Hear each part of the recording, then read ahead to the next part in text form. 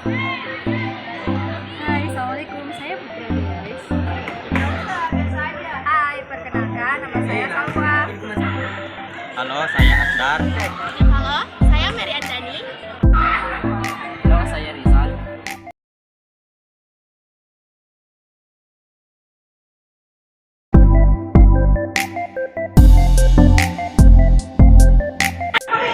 Halo teman-teman.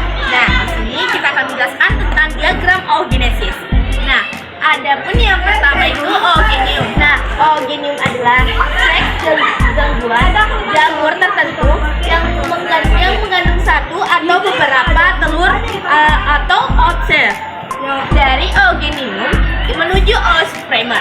Nah, oosis primer itu sel diploid atau memiliki materi genetik yang identik dengan oogenium. Oosis primer masuk ke plasental yaitu terbentuk lapisan epitel.